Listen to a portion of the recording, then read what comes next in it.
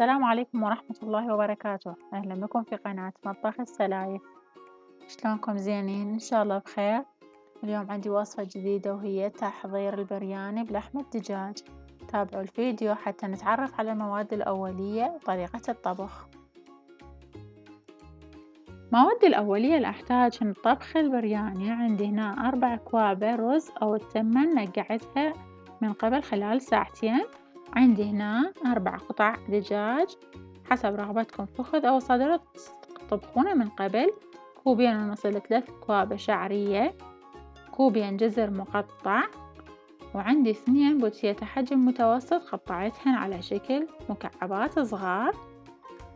عندي هنا بازاليا كوب واحد، طبعا أنا استعملت معلبات، إذا ما عندكم معلبات تقدرون تسلقون البازاليا بحجم كوب.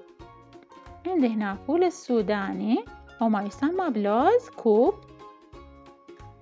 بهارات راح استعملهن ملعقتين بهارات برياني، راح استعمل نصف ملعقة كبيرة كركم، وإذا تقللون الكركم أفضل حتى لا يسبب مرورة بالطعم. وعندي هنا ملح حسب رغبتكم، وعندي فلفل الأسود ملعقتين شاي لأن عندي حار كلش.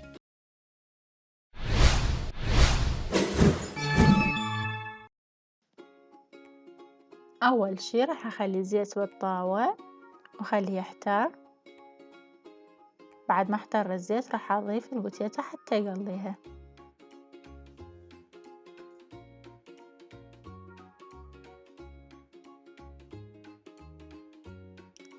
مثل ما تشوفون قليت البوتيتا، هسه راح أطلعها.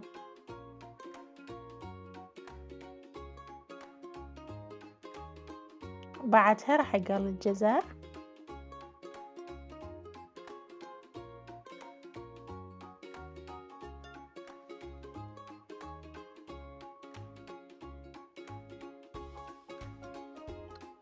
قليت الجزر، هسه راح أطلعهن. أثناء اللي خليت الجزر يتقلى فلست الدجاج.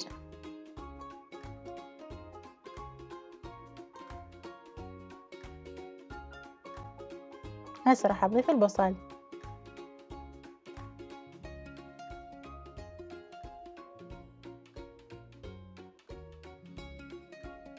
بعد ما ذبل البصل وتغير شوية لونه راح أضيف دجاج الفلسته.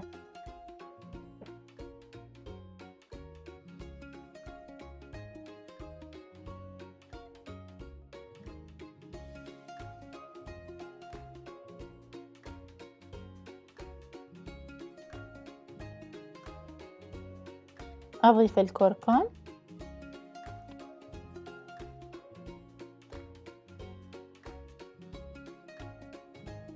أضيف الفلفل الأسود،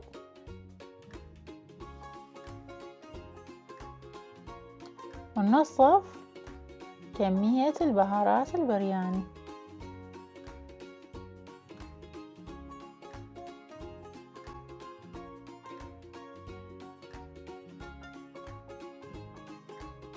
أضيف البوتيتا والجزر اللي قليناه،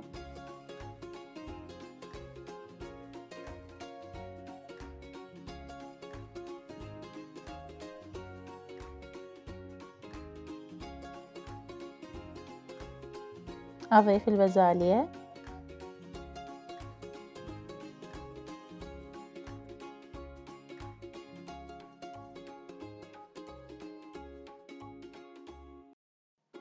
أضيف فول السوداني اللي قشرته. إذا فول السوداني ما يتقشر بسهولة عندكم نقعوه بماي، بعد ما نقعتوه فصلوا القشر بسهولة.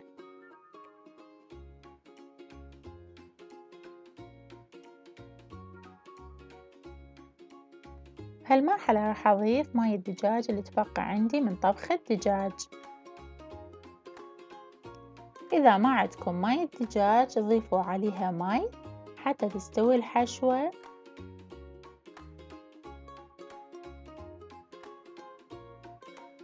بس راح أخلي طبق حتى تتجانس المحتويات. خليت جدر ماي على النار، على نار عالية حتى يفور الماي. فرغت ماي اللي نقعت التمن بيه، وهسه راح أفرغ التمن داخل الجدر. وبعدها أضيف الشعرية،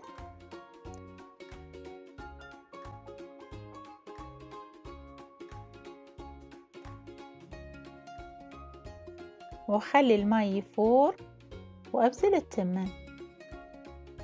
مثل ما تشوفون استوى التمن والشعرية، هسه راح أصفيهن. تبخر عندي ماي ضفته على الحشوة، هسه الحشوة جاهزة. راح أضيف الملح،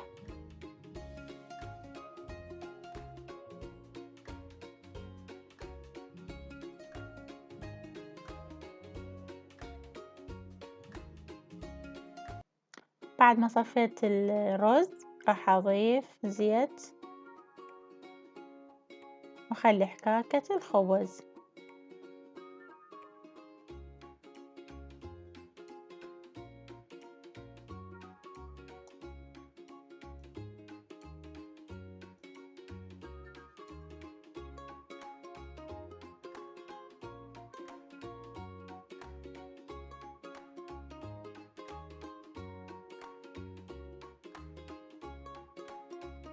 هسه راح أضيف التمن والحشوة بتناوب للجدر،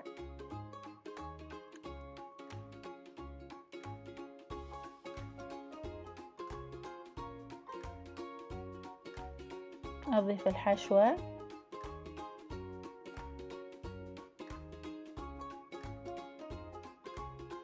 وأرش الكمية اللي تبقى عندي من البهارات حتسمن.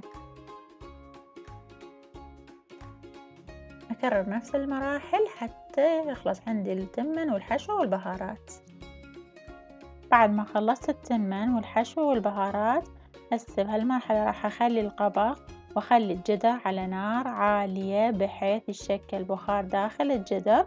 وبعد ما تشكل البخار راح أخلي الجدر على نار هادئة لمدة نص ساعة إلى 40 دقيقة بحيث يهدر التمن وتتشكل الحكاكة. وهذا الطبق النهائي بعد ما مزجت التمن وهي الحشوة.